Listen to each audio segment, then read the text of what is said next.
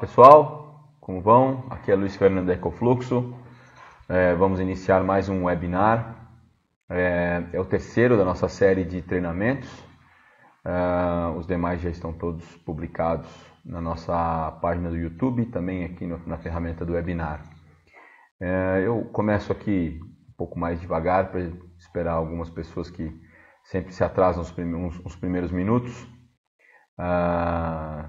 E hoje nós vamos falar sobre qualidade do ar comprimido. Queria agradecer a presença de todos que estão nesse momento e os que estão por vir também.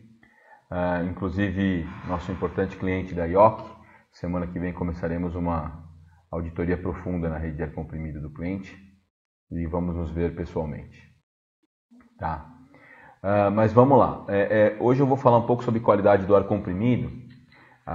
E o objetivo desse webinar é desmistificar um pouco o tema, simplificar o tema para o pessoal que tem essa necessidade e tem essa importância de conhecer a qualidade do seu ar comprimido. Eu espero que ao final desse webinar alguns de vocês desejem fazer vocês mesmos as avaliações de qualidade do ar comprimido. Obviamente a Ecofluxo está aqui à disposição de vocês para prestar esse serviço, da mesma forma que nós estamos à disposição de vocês para prestar uma consultoria para a implementação das rotinas internas de avaliação de qualidade do ar. Espero que esse treinamento tenha muito conteúdo técnico e que permita vocês mesmos fazer esse trabalho. Tá? Então vamos iniciar.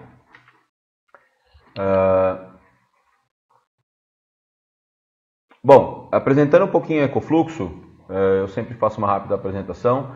Nós somos uma empresa de engenharia que é voltada exclusivamente para avaliação, auditoria e medições em sistemas de ar comprimido.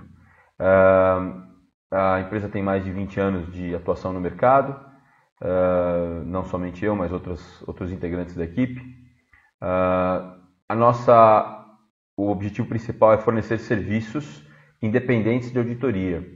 E eu gosto muito de reforçar a palavra independentes porque a Ecofluxo não tem ligação com qualquer fabricante de equipamento, seja ele equipamento consumidor, seja ele equipamento de utilização de ar comprimido. Então, nossas auditorias são sempre o mais isentas de tendência possível.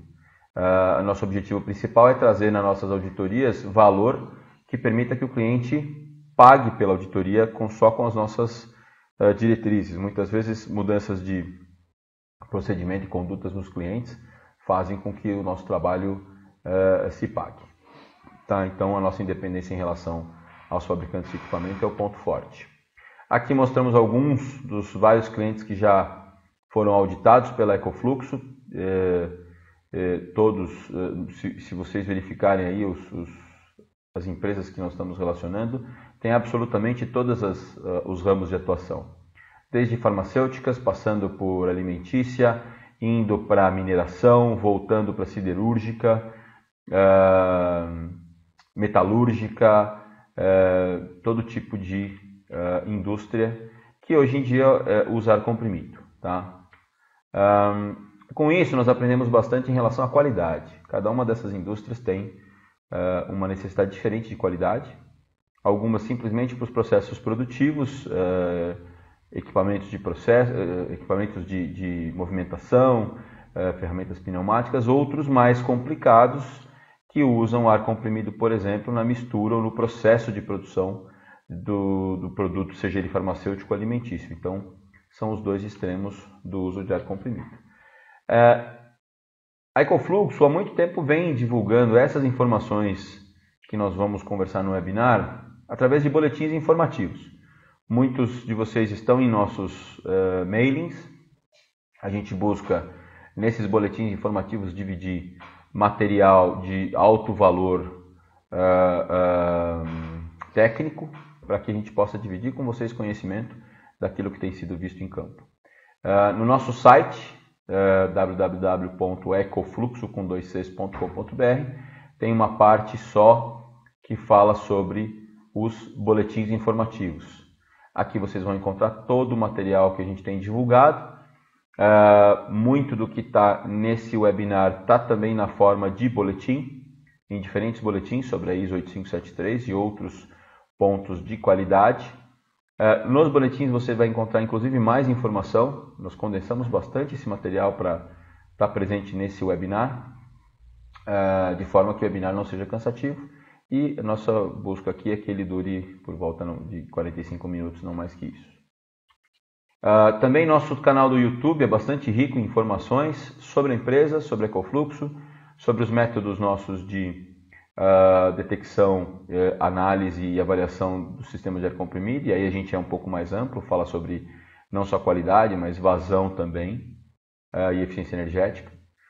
Fala um pouquinho sobre nossos trabalhos em salas de compressores e detalha alguns serviços de campo. E agora vamos para a qualidade do ar comprimido. Bom, quais são os contaminantes? Os contaminantes no ar comprimido são, via de regra, partículas não viáveis. Essas partículas não viáveis está aqui representado na forma de sujeira de uma tubulação.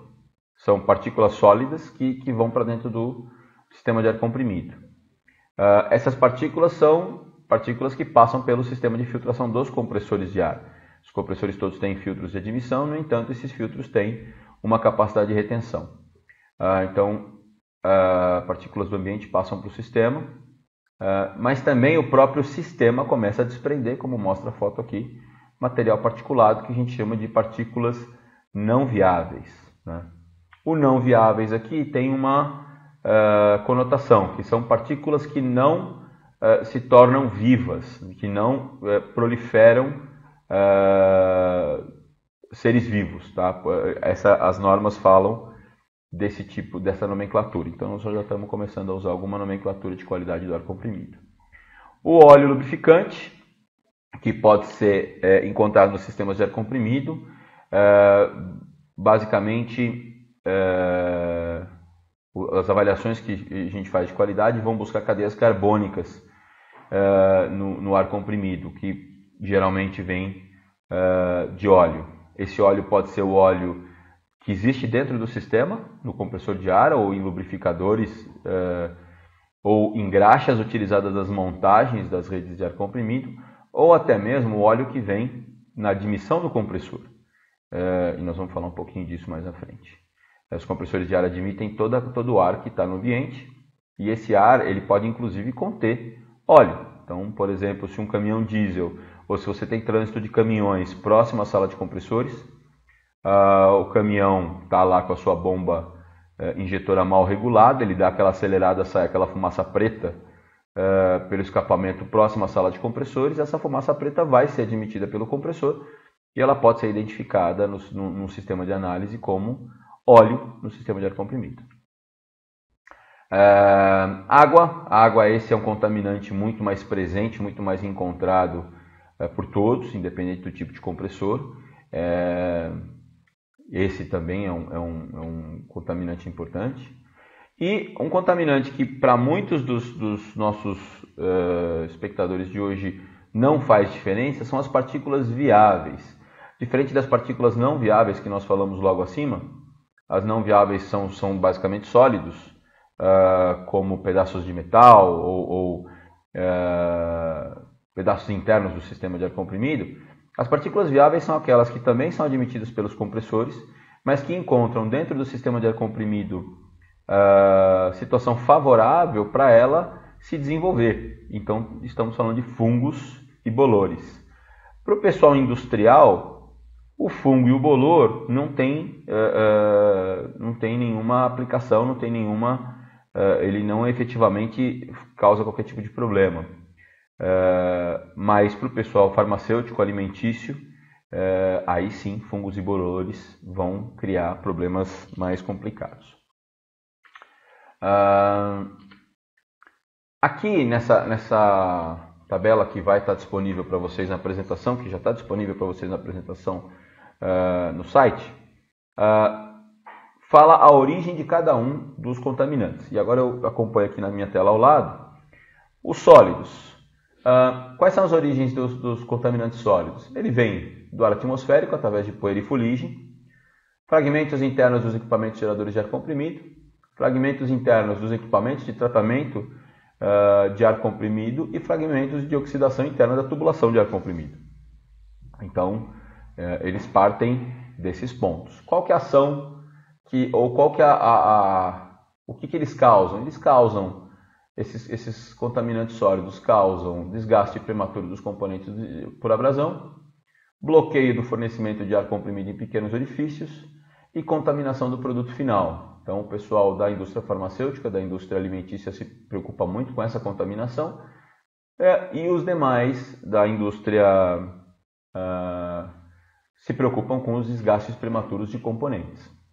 Qual a consequência? Elevado custo operacional pela redução da vida útil de componentes pneumáticos, paradas inesperadas de produção por falha de equipamentos e problemas de qualidade no produto final. Aqui também a gente pode estar incluindo, por exemplo, o pessoal de pintura, em que os sólidos acabam criando o pitting ou deficiência de pintura. Tá? Com relação à água, da onde vem a água? Bom, a água vem da atmosfera, no formato de vapor dissolvido no ar. Ver o boletim 6 da Ecofluxo para mais detalhes. No nosso site você vai encontrar um boletim bastante profundo sobre esse tema e também um webinar só sobre o tema água. Tá? Mas o que a água faz no sistema de ar comprimido? Ela faz a oxidação interna da tubulação que conduz o ar comprimido, no caso de tubulação de aço carbono, lavagem de lubrificantes necessários para partes móveis de consumidores. Nós estamos falando para a indústria metalúrgica, usa bastante a lubrificação de componentes pneumáticos. Se você tem a água lava esse lubrificante. E transformações das propriedades físicas dos sistemas que deveriam trabalhar a seco. Transporte de outros contaminantes, tais como sólidos, gases dissolvidos ou microbiologia. A água no formato líquido, dentro do sistema de ar comprimido, é bastante negativa no sentido que ela transporta todos os outros contaminantes. O óleo, quando dentro do sistema de ar comprimido, ele tem dificuldade de se locomover por conta da sua viscosidade, normalmente ele fica retido em um ponto, mas ele vai ser mais percebido nos sistemas finais quando a água, no formato líquido, por falha de algum secador, acaba entrando e transportando esses outros contaminantes. A água também faz a sustentação da vida da microbiologia. Então aí são dois contaminantes que se interrelacionam, água e microbiologia. E daí já tem uma explicação do porquê que o pessoal das farmacêuticas precisa de um sistema de ar comprimido extremamente seco. Não só por conta da água em si, mas porque a água vai sustentar a microbiologia dentro da tubulação. Quanto menor o ponto de orvalho, mais você mata a microbiologia, tanto os fungos quanto bactérias, que podem ficar dentro do sistema de ar comprimido. Uma parte aqui rápida, a microbiologia ela pode ser aeróbica ou anaeróbica. Então ela vai simplesmente sobreviver só por necessidade do ar, ou ela necessita de água. E essa água, retirando ela aqui como esse contaminante, a gente consegue exterminar a microbiologia, ou parte dela. A contaminação do produto final é uma ação que a água faz, porque ela levou todos esses contaminantes mais à frente, e ela em si, a umidade, pode também contaminar o produto final. Bom, quais as consequências de água no sistema de ar comprimido? Elevação do custo operacional, redução da performance da operação de alguns componentes pneumáticos, paradas inesperadas de produção por falha de equipamento, problema de qualidade no produto final e contaminação do produto final. Óleo lubrificante, ele vem do ar atmosférico e dos sistemas de lubrificação. Então aqui é aquele assunto que nós falamos no início. Se você tem uma fábrica instalada num ambiente de trânsito elevado de equipamentos, que tem uma caldeira próxima, caldeira que queima BPF ou caldeira que queima diesel, você tem óleo suspenso no ambiente e esse óleo pode ser admitido pelos compressores de ar.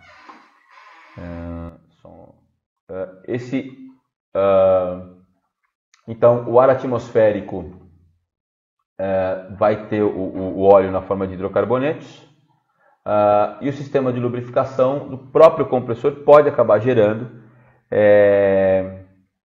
óleo no sistema de ar comprimido. tá? Falhas do sistema de lubrificação acabam permitindo que o óleo passe para o sistema. Qual que é a ação nossa em relação a óleo?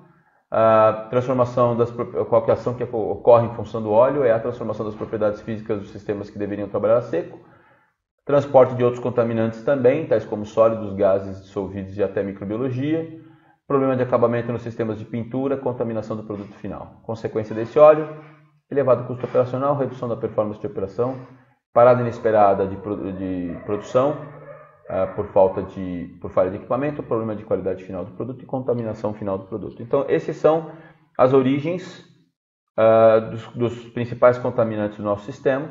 Aqui faltou apenas falar sobre a microbiologia. A microbiologia tem a sua origem no ar que a gente respira. Todos nós estamos recebendo essa microbiologia diariamente. Só que o nosso corpo se defende dessa microbiologia, tanto fungos e bactérias, evitando as doenças, ou muitas vezes não se defendendo e tendo algumas doenças, mas um sistema de ar comprimido não tem defesas. Naturalmente, muito dessa microbiologia dentro do sistema de ar comprimido ela é eliminada por conta da alta temperatura e alta pressão do sistema de compressão, mas alguma microbiologia sobrevive em quantidades reduzidas, que para indústrias normais não afeta a produção, mas para farmacêuticas e também alimentícias é importante. Tá? Bom, a gente tem muitas normas classificatórias da qualidade do ar comprimido, e a principal delas, que todo mundo se referencia, é a ISO 8573. A ISO 8573 nos fornece algumas tabelas, dentre elas essa aqui que nós estamos vendo agora, em que ela fala sobre quantidade de sólidos, água e óleo, os três contaminantes principais. Ela classifica em números que vão de 0 até o número 6, para cada uma das famílias. Então, por exemplo, toda vez que se fala da qualidade do ar, você tem que falar 3 numerozinhos. Então, por exemplo, o meu ar na minha empresa, ele é ISO 8573, classe 1, 3 e 5. 1, o primeiro número sempre se refere a sólidos, quer dizer que eu tenho bastante partículas, aliás, poucas partículas no meu sistema, ele é classe 1, então ele tem menos que 10 partículas numa amostra, tem menos de 10 partículas entre 1 e 5 microns, menos de 400 partículas entre meio e 1 micron e menos de 20 mil partículas entre 0,1 e 0,5 microns. Então essa é uma classificação, por exemplo, grau 1 em relação a sólidos. Já a grau 1 em relação à água significa que o ponto de orvalho do meu sistema tem que ser inferior a menos 40 graus centígrados. De forma alguma isso identifica, isso diz que se eu colocar a mão lá, eu vou colar a mão de tanto frio, quer dizer, está tão frio que é menor que menos 40 graus centígrados. Não é. A água a gente refere à temperatura de ponto de orvalho, que é o grau CTD. O grau CTD indica que para haver a formação de água no estado líquido, a temperatura tem que ser inferior a menos 40 graus. Em relação a óleo, uma classificação 1 em relação a óleo, eu tenho menos do que 0,01 miligramas por metro cúbico de óleo em um sistema de ar comprimido. Tá? É importante o seguinte, a norma ISO 8573, ela pede a sua classificação sempre numa condição de referência, e eu mais à frente vou mostrar. A condição de referência é 1000 milibar, 20 graus centígrados e umidade relativa do ar em 0%. Tá? Isso afeta muito todas essas grandezas aqui. Então, qual metro cúbico que eu estou dizendo? É um metro cúbico dentro da tubulação, a 7 bar? Não, é um metro cúbico fora da tubulação. A água que eu estou falando, a umidade que vai se formar a menos 40 graus, é lá dentro da tubulação a 7 bar? Não, é fora da tubulação. Então, é muito importante isso porque tem muita diferença de leitura em relação a essas grandezas. Se você pegar 1 metro cúbico a 7 bar, tem muito mais partículas sólidas, tem muito mais água e tem muito mais óleo do que na condição de referência. A condição de referência não é a pressão de rede, é a pressão atmosférica. Tá? Mesmo porque cada um dos clientes tem uma pressão de rede. Tem clientes aqui que estão nos ouvindo que trabalham a 5 bar, tem clientes que trabalham a 10 bar. Então, a quantidade de contaminantes neste mesmo metro cúbico a 5 bar e a 10 bar é completamente diferente. Tá? Então, por isso que a norma fala sempre uma condição de referência de 1000 milibar, 20 graus centígrados e umidade relativa do ar de 0%. Tá? Em relação à microbiologia, nós temos uma outra tabela de avaliação que classifica em grau A, B, C e D. A amostra de ar ela está sempre em CFU por metro cúbico, ou UFC em português, são unidades formadoras de colônia por metro cúbico. Então isso é uma análise laboratorial que vai falar quantas unidades formadoras de colônia existe por metro cúbico de ar de uma amostra. Então aqui é a norma que classifica a microbiologia para fungos e bolores. Nos Estados Unidos, o Departamento Americano de Energia faz a classificação do ar comprimido em 4 diferentes famílias: Plant Air, Instrument Air, Process Air e Breathing Air, em ordem de importância, em ordem de, vamos dizer, custo. Né? O ar mais barato é o Plant Air, Instrument Air é mais caro, Process Air e Breathing Air. O Plant Air, ou ar industrial, é o ar utilizado normalmente em ferramentas pneumáticas e equipamentos de produção. Instrument Air já é o ar de instrumentação, que são para aplicações mais precisas, instrumentação e pintura.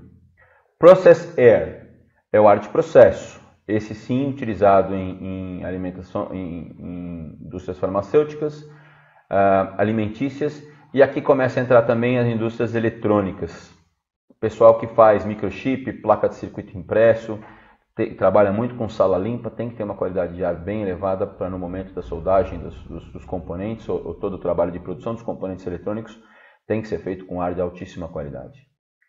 E acima de tudo isso tem uma classificação, nós não vamos tratar muito aqui nesse trabalho, mas se algum de vocês tiver interesse nesse tema, o ar respirável é um outro assunto. O ar respirável ele vai ser utilizado em hospitais e vai ser utilizado nas indústrias também, principalmente no pessoal que trabalha com pintura, que trabalha com jateamento, em que tem que fornecer aos funcionários aqueles macacões de ar dedicado para respiração. Esse ar é um ar que, além de passar por todos os processos acima, quer dizer, o tratamento dele é o tratamento mais rígido, ele tem também uma tratativa em relação a alguns componentes químicos do ar. Né? Então, além de não ter água, além da água ser removida, depois ela é readicionada, porque a pessoa que respira tem que ter um pouco de água. Se for um ar extremamente seco, isso causa problema. Não pode ser o ar de processo. Então, se alguém tem um sistema de processo, ponto de orvalho baixíssimo, isso não pode ser usado como ar respirável. Esse ar respirável tem que receber água novamente para poder ser inalado pela pessoa. Mas esse ar de processo, além de receber água, tem que também remover alguns componentes químicos para se transformar em ar respirável. Tá? Então, existem filtros especiais, não só filtros de partículas ou filtros de microbiologia, mas existem também catalisadores que vão remover alguns componentes químicos do ar, para que ele se torne respirável. Bom, só que até agora a gente só classificou, né? E na verdade muito se classifica, isso é um ponto importante de se entender em qualidade do ar comprimido. Muitas normas classificam o ar, mas pouco se indica. O que eu quero dizer com isso? É muito difícil encontrar normas que realmente indicam aos clientes qual a qualidade de ar. Então, muitas empresas ligam para a Ecofluxo, descrevem seu processo e falam: Luiz, qual a qualidade do meu ar? Qual norma eu devo buscar? Não existem, ou são muito poucas as normas que dizem algo em relação a qual qualidade você, cliente, tem que usar no seu ar. Sempre que se fala disso, tem-se que ver a condição de referência, e aí voltamos àquele assunto inicial. onde a condição de referência da ISO 8573 é a pressão de 1000 millibar, temperatura de 20 graus centígrados e umidade relativa do ar de 0%. Então, sempre que se falar em qualidade, isso é extremamente importante. Uma das únicas normas que fala alguma coisa mais específico em relação à qualidade que você, cliente, tem que ter no seu ar é a BCAS BPG 102. A BCAS é o British Compressed Air Society, que é uma sociedade inglesa que faz algumas colocações em relação ao ar comprimido. Ela tem um boletim de boas práticas, que é o boletim 102, isso é fácil de encontrar na internet, e ele fala especificamente sobre alimentação, food and beverage. Então, o que ele fala? Essa é a única norma que mostra claramente que o pessoal que mexe com a parte alimentícia tem que tratar o seu ar de duas formas diferentes. Se ele tem contato direto ou contato indireto com o produto final. Se ele tem contato direto com o produto final, ele tem que respeitar a ISO 8573 classe 221. Ou seja, ele tem que ter, em termos de sólidos, essa distribuição de partículas menor do que isso. Em termos de água, o ponto de orvalho tem que ser menos 40, menor que menos 40. E em concentração total de óleo, menor que 0,01. Então, isso quando se tem contato direto com o produto final, e no caso o alimento. Se o contato é indireto, quer dizer, não há contato físico na produção do produto químico, então estamos falando de ar que vai em cilindros pneumáticos ou sistemas de movimentação, não vai direto no produto, aí o ar não tem que ser de tanta qualidade assim. Ele pode ser classe 242, ou seja, parte de sólidos é a mesma. Água, eles aceitam mais água, tá? Pula de classe 2 para classe 4. E também óleo, você pode ter óleo,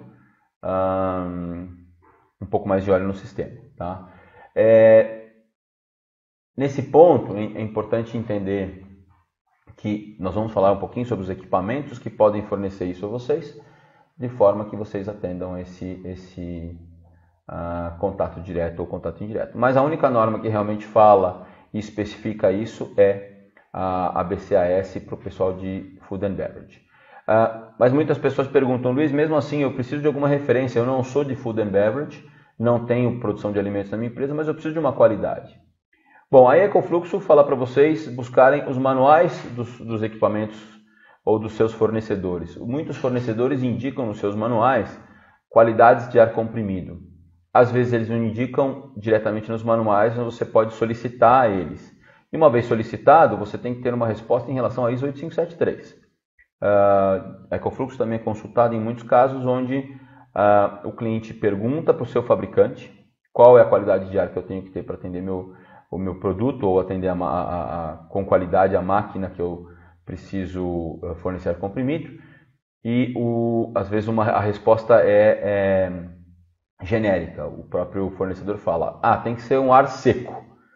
Ar seco, como nós estamos vendo aqui, é um ar que pode variar desde ponto de orvalho de mais 3 até um ponto de orvalho de menos 60. Isso é ar seco, todos os ares estão secos.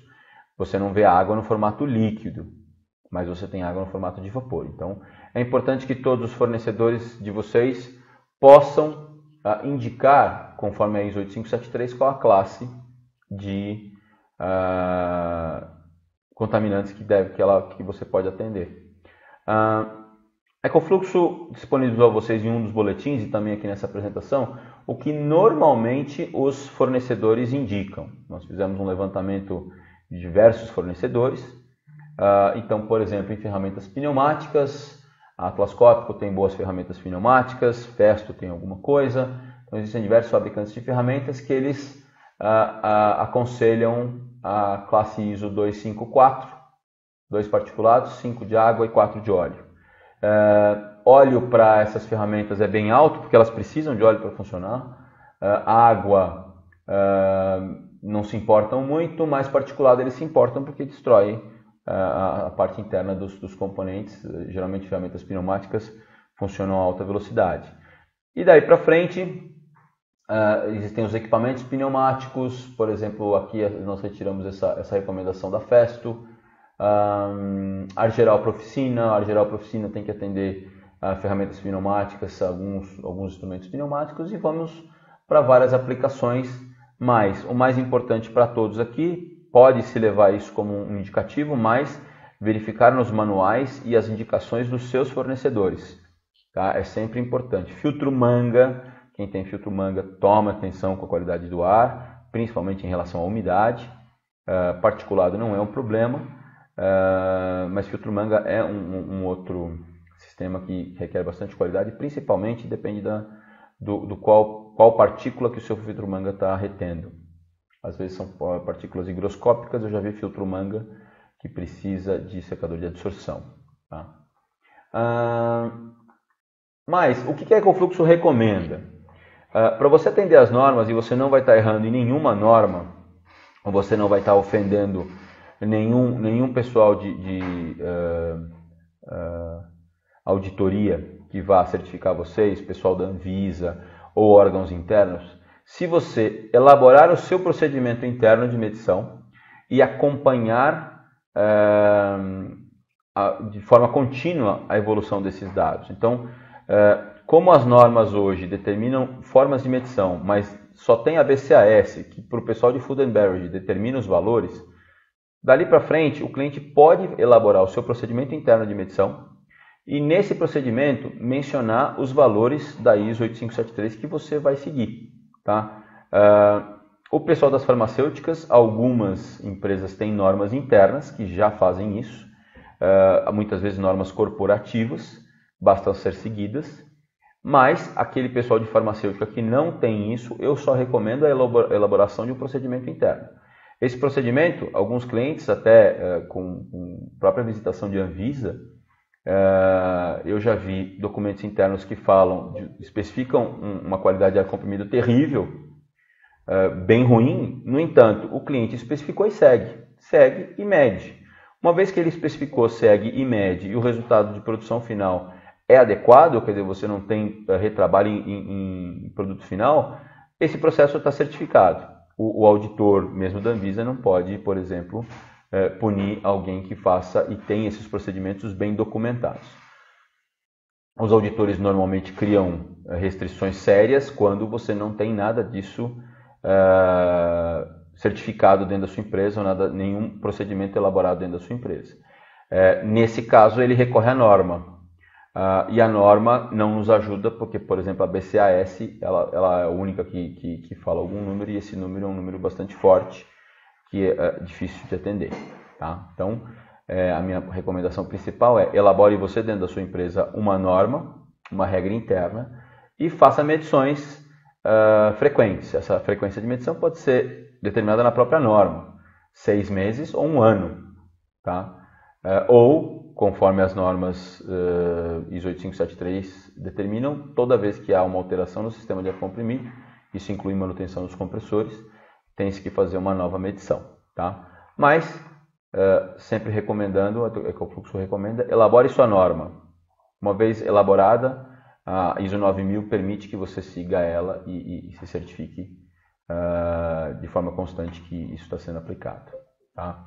Bom, você fez sua norma, você determinou alguns valores baseados na ISO 8573, mas agora você vai ter que medir. Então, como é que você vai medir?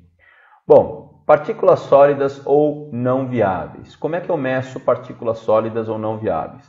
A Ecofluxo presta todos esses serviços, no entanto, para os clientes que querem fazer internamente, nós temos em sequência de custo. A mais barata de todas, o amostrador. Esse amostrador tipo cassete, dentro dele vai um filtro pré-pesado. Esse filtro tem materiais diferentes, esse material tem que ser bem escolhido. Esse amostrador não é estranho para a maioria das empresas. Se você for lá no seu setor de segurança do trabalho, você vai encontrar esse amostrador, ele é normalmente usado para ar de respiração. Alguns dos ouvintes aí desse webinar já tiveram o desprazer de andar com uma bombinha na cintura e um cassetezinho desse com uma mangueirinha chupando ar ao longo de 24 horas para analisar o ar que você respira. É o mesmo cassete, a diferença é que ele vai ser enviado para laboratórios de análise normalmente diferentes do pessoal de segurança do trabalho.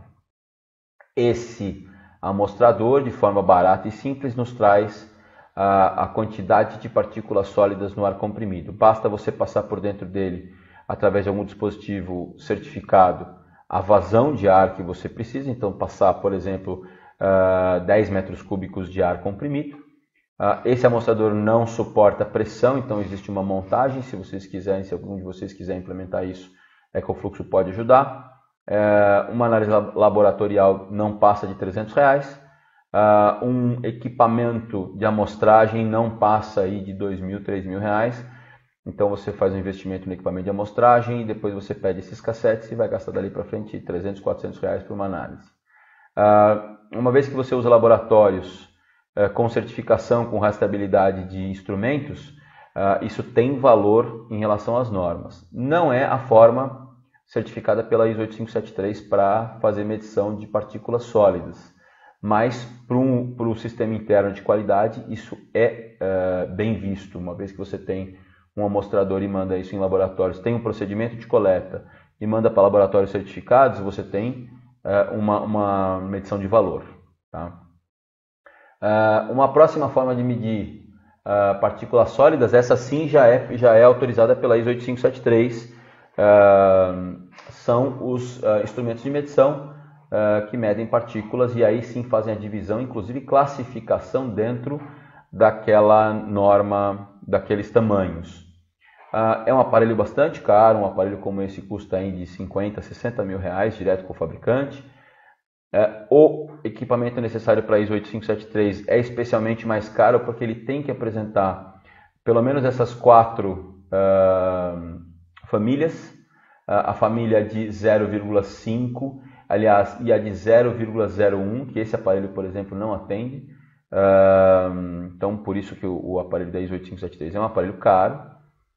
As empresas prestadoras de serviço têm esses aparelhos, vão nos clientes e fazem 1, 2, 3 amostragens. A vantagem desse equipamento é que imediatamente ele emite uma fita impressa com a avaliação que foi feita. Já o amostrador aqui em cima, ele tem que ser mandado para o laboratório e demora ali 1, 2 semanas para se ter um resultado.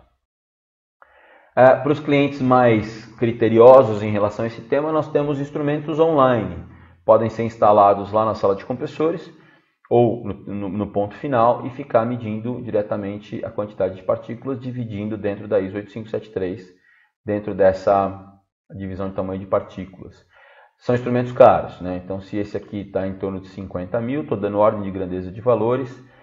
Esse aqui vai estar em torno aí de 60 mil, 70 mil, com a grande desvantagem de ter que ser anualmente recalibrado. A calibração de um instrumento como esse é complexa, é cara. Então, dependendo do seu sistema de qualidade, o amostrador tem uma relação custo-benefício bastante interessante. Depois dele, vai para o instrumento de medição portátil e, por último, instrumento online. Falando de óleo, voltamos ao amostrador. Muitas vezes o material do filtro muda, mas o procedimento é muito semelhante. Você passa por dentro dele um volume determinado de óleo, você informa ao seu laboratório que você passou dentro dele 1, 2, 3, 5 metros cúbicos de ar, então ele vai calcular para você o volume de óleo por metro cúbico. A Ecofluxo já fez algumas análises de referência cruzada desse tipo de metodologia, ou voltando um slide aqui, deste tipo de metodologia e as demais, e ela mostrou bastante consistência. Tá? São metodologias aceitas antigamente na norma, hoje nesse caso na norma diretamente não está aceita, mas que para o cliente que faz a formalização interna tem bastante valor. Tá? No caso de óleo, nós temos também amostradores químicos, onde você passa também por dentro dele uma amostra do ar, num tempo específico, com coletores de dados específicos, e ele já através de uma coloração ele demonstra o resultado de óleo, de conteúdo de óleo no ar. A terceira forma, esse sim, bem preciso e muito caro, instrumentos de medição online. Esses, especialmente, são bem mais caros que os anteriores, de partícula. Um instrumento como esse está em torno de R$100 mil hoje, e a sua calibração é muito mais delicada. Tá? Então, a norma aceita hoje esses dois tipos, a ISO 8573 aceita esses dois tipos de coletores para óleo. A ISO atual, a norma atual aceita esses dois, e eles não são complexos, não são caros de serem aplicados. Tá? Esse de cima, o mostrador, é mais barato, mas demora uma semana para análise. Esse aqui é imediato, a análise já sai no momento da aplicação. Em termos de água, temos também amostradores desse padrão que fazem análise de água no ar comprimido. Temos instrumentos online que fazem essa análise também, e temos instrumentos de medição portáteis que também podem fazer essa análise.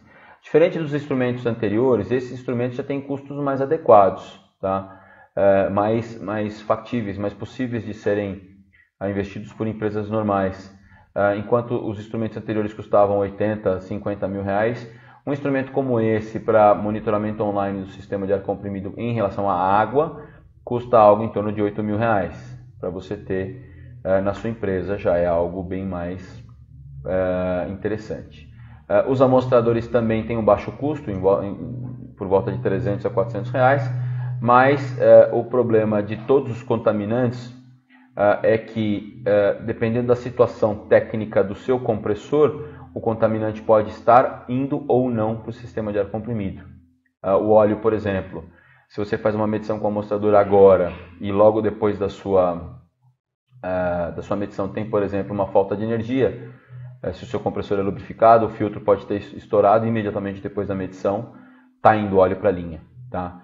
Existem outras formas de você identificar, no caso de óleo, se está indo óleo para a linha. Os boletins da Ecofluxo falam sobre isso. Se alguém tiver dúvida, por favor, também entre em contato com a gente.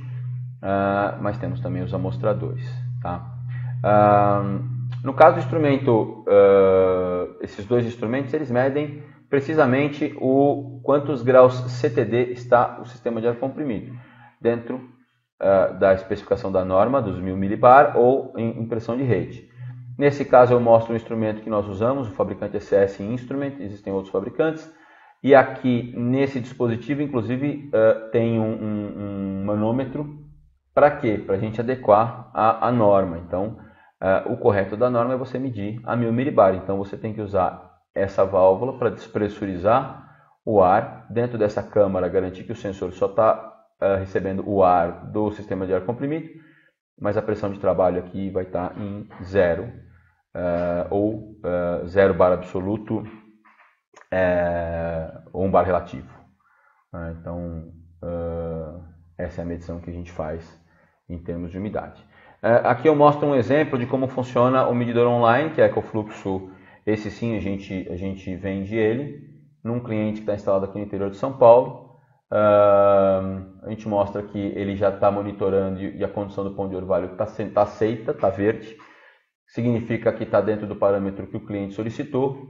No caso, esse cliente, a gente mostra que a temperatura do ar comprimido está em 26 graus, a umidade está em 2,75 CTD e a pressão de trabalho nesse momento 5,8 bar. Nós, nessa situação, não estamos medindo em relação à ISO 8573. A condição de referência não está correta. No entanto, ela está adequada ao que os fabricantes de compressores disponibilizam nos seus equipamentos. O webinar anterior mostrou que os fabricantes de equipamentos deixam lá para os secadores de refrigeração, nos seus mostradores, aquele ponto de orvalho, que é, na verdade, uma medição de temperatura que está acontecendo dentro do secador. Essa medição de temperatura, se tudo está dando certo, ela deve estar secando o ar naquele nível. Então, por exemplo, aqui, comparando essa medição com o que tem lá no módulo do compressor de ar, você mostra que o compressor está realmente secando o que deveria estar secando, então a umidade está em níveis aceitáveis. Tá? Nesse cliente especificamente nós temos 2 equipamentos instalados.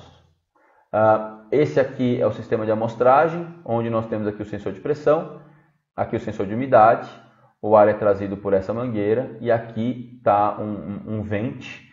Esse vente serve para manter com que o ar que esteja aqui dentro dessa câmara de avaliação seja um ar sempre renovado, para sempre estar amostrando um ar do sistema. Esse cliente específico tem 2 equipamentos instalados na mesma sala, cada um deles mede um lado do sistema e gera alarmes uma vez que o sistema saia da condição que está pré-estabelecida. Aqui eu mostro um teste feito no cliente, onde vocês veem que a pressão está em 5.6 bar e o ponto de orvalho em 3.3. A mangueira foi desconectada.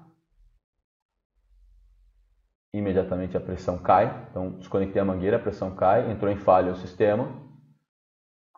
E aqui a gente vem em falha, a pressão caiu para 0 bar. Interessante, e isso tem a ver, eu gostaria de explicar aqui a relação da pressão em relação ao ponto de orvalho. O ponto de orvalho que estava em 3, imediatamente foi para menos 0.8. Por que isso? Porque a pressão caiu.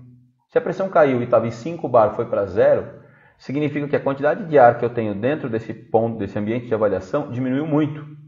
Se diminuiu muito a quantidade de ar, diminuiu também a quantidade de água. Então, teoricamente, não, na prática, a gente precisa de muito mais, de uma temperatura muito inferior para novamente formar água no estado líquido. Então, o ponto de orvalho cai. Tá? Então, aqui esse experimento mostra bastante do que está acontecendo com o sistema. Novamente eu conectei a mangueira, a pressão voltou a subir, o sistema saiu de falha. Desconectei a mangueira mais uma vez, o sistema entrou em falha, a gente vê pelo pontinho aqui. E eu fiz aqui um experimento que é assoprar na mangueira para ver o ponto de orvalho. E aqui a umidade do ar nosso, você assoprando o sensor, vai lá para cima e agora entrou em falha o sistema. Então, esse é um tipo de sistema de avaliação de água que pode ser utilizado nas empresas.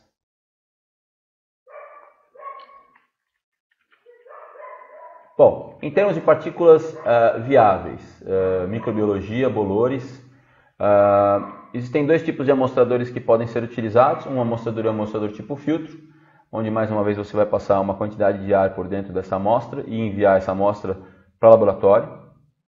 No caso de partículas viáveis, não tem alternativa de análise em campo e resultado imediato. Sempre vai ter que ser enviado para um laboratório.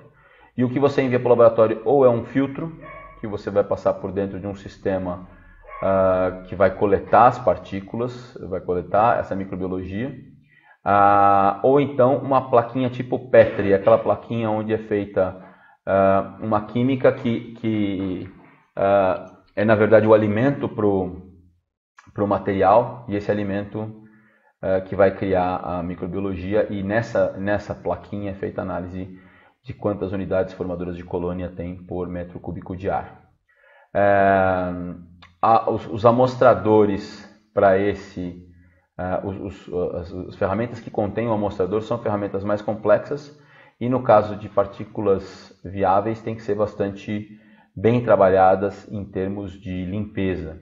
Então, o procedimento de utilização disso já é bem mais criterioso, deve-se usar luvas, produtos químicos para fazer esterilização do material, mas as 2 formas são utilizadas para um valor. Em termos de custo, essa forma é a mais barata, o amostrador tipo filtro é mais tranquilo de ser utilizado, a placa Petri requer um pouco mais de cuidados.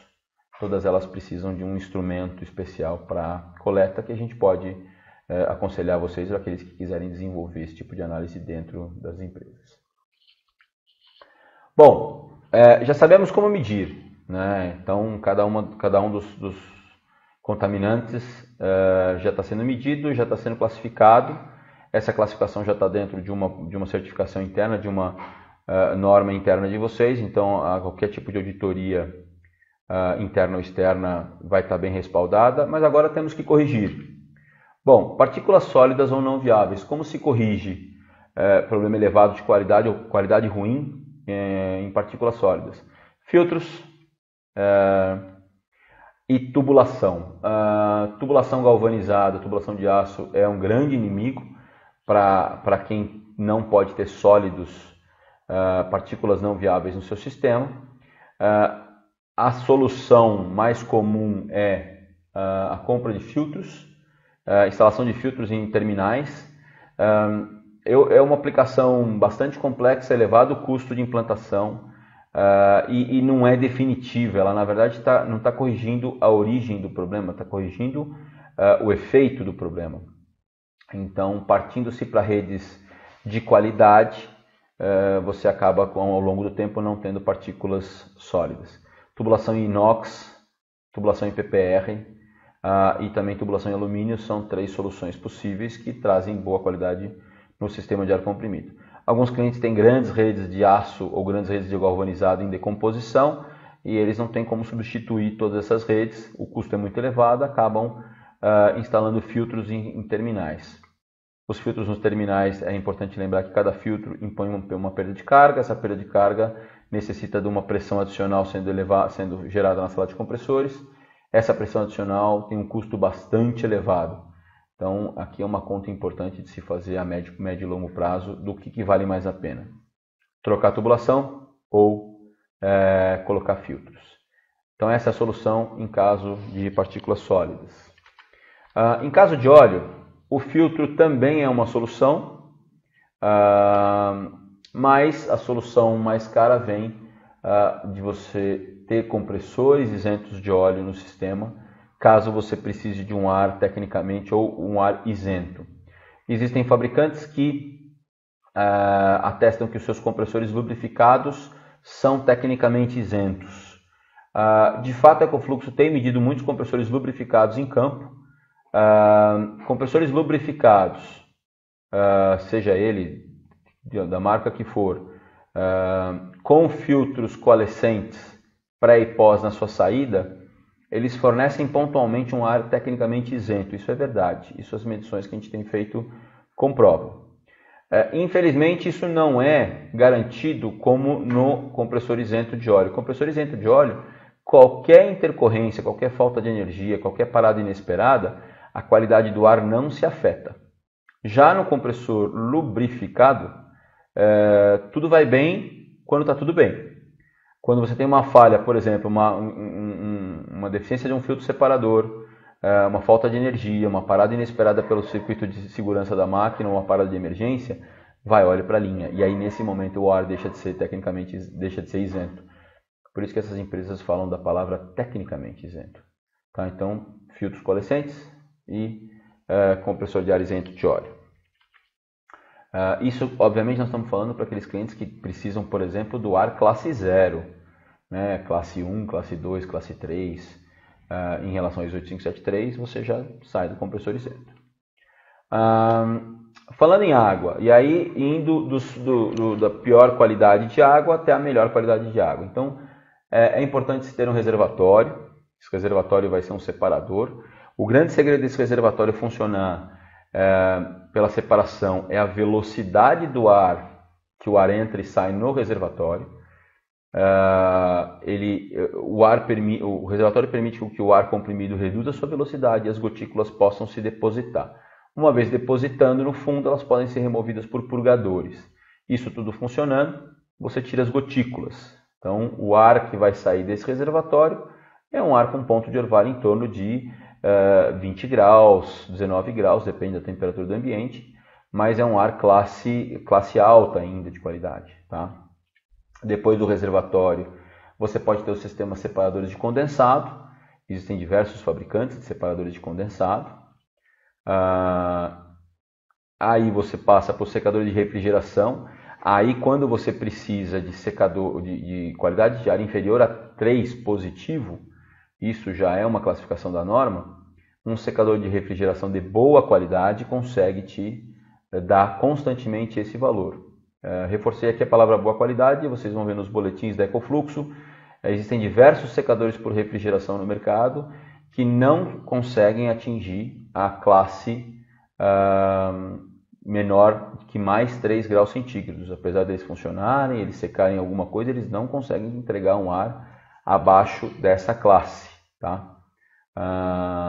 Então, alguns clientes têm uma percepção muito ruim com secadores de refrigeração, não porque na verdade eles não estão cumprindo com a sua função, porque alguns projetos de engenharia não atendem realmente à necessidade do cliente. Bons secadores de refrigeração atendem a classe ISO menor que mais 3 graus centígrados. Tá? Alguns outros não atendem.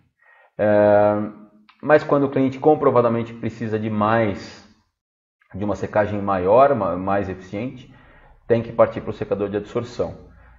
Isso é quando o ponto de orvalho tem que ser inferior a menos 10. Tá? Na verdade a norma fala em menos 20. Mas comprovadamente abaixo de menos 10 tem-se que ter secador por adsorção.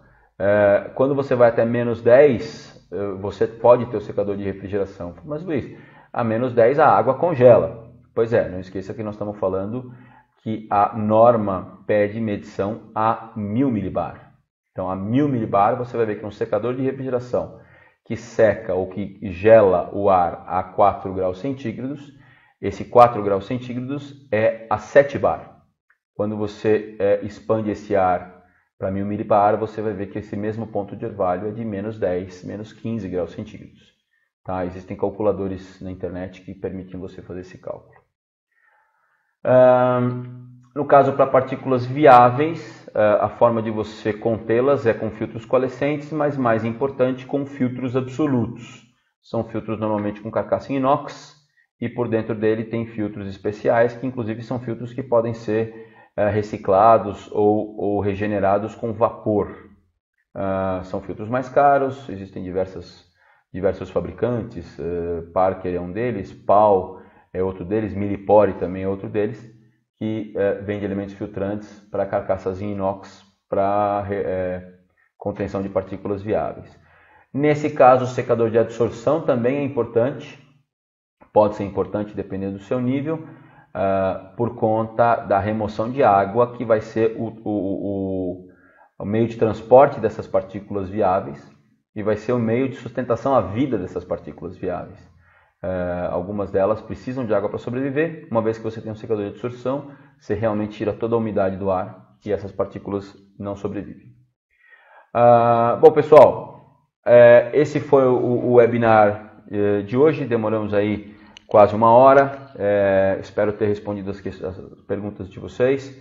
Para quem tem mais questões, fiquem à vontade. Aqui está o meu e-mail, também o da Bianca.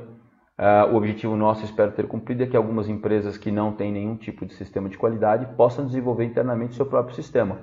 Precisando de algum suporte, precisando da ajuda do Atlascópico, estamos à disposição, tanto para realizar essas medições ou para prestar uma consultoria, de forma que vocês mesmos possam implantar os sistemas de qualidade interna. Tá bom? Grande abraço e estamos à disposição.